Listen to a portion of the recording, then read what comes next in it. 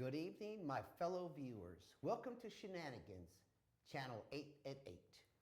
Are you sick and tired of sitting through a half hour of sex pill and surgery compensation commercials for a mere 5 minutes of news on today's contemporary news channels? If so, then sit back, relax, and prepare yourself for the despicable act of broadcasting the news in 5 minutes without having to waste your time with commercials that give America a bad name. I am your favorite anchor, Paul Asta, and we're just going to roll right into tonight's news, which begins with a motor company's worst nightmare. It is no secret that the biggest story filling the news feed this week is the lawsuit filed against Bumville Motors by a member of the American Idiot Driver Society, or AIDS, as they like to be referred to. We have just received breaking news that Bumville Motors has settled to pay $90 million to the plaintiff, who complained that she lost control of her vehicle during a heavy rainstorm because there was no safety feature that automatically controlled the speed of her vehicle to prevent speeding under inclement weather conditions. $90 million. Bumville Motors released a statement following this settlement that confirmed their initiation to install a new vehicular safety feature that automatically controls the speed of your vehicle based on the condition of the road.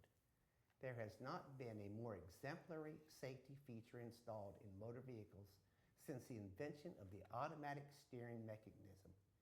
And Shenanigans is extremely proud to be the first news show to reveal the unparalleled measure to ensure the safety of the world's most incompetent drivers. Speaking of inclement weather, let us go now to our chief meteorologist out in the field, Dr. Nuclei. Dr. Nuclei, can you hear me? Whoa! Oh, I can barely hear you, Pool. If you're receiving this right now, enjoy it while it lasts, because this lava is going to consume this entire village faster than you can exclaim your shock and awe at the sight of this magnificent force of Mother Nature that is attracting the foolhardy photojournalists like cobalt to a magnet.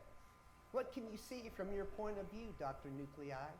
Can this eruption compare to the famous 1980 eruption of Mount St. Helens?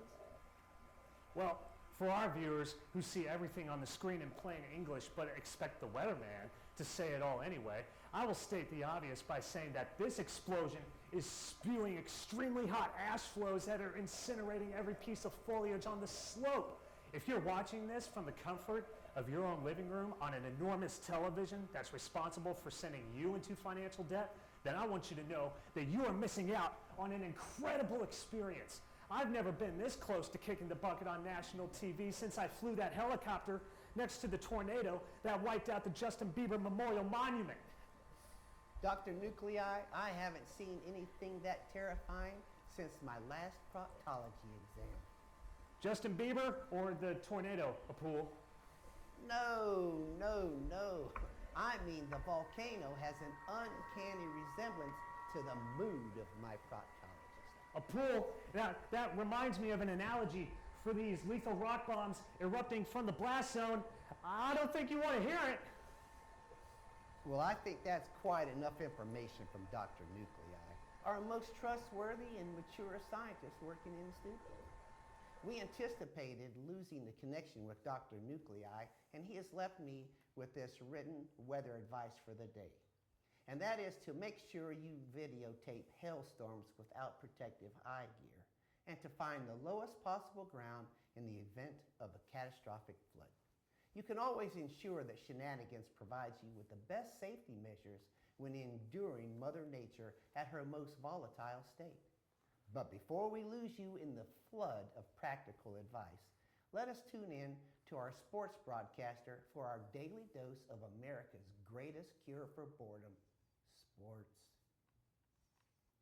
Well, folks, I'm your sports anchor, Terry Blues. Now, if you tuned in to last night's Cobras game, then you remember that they dominated the Weasels with a full court assault that'll make LeBron James in his prime look like Stephen Hawking holding a basketball on his deathbed.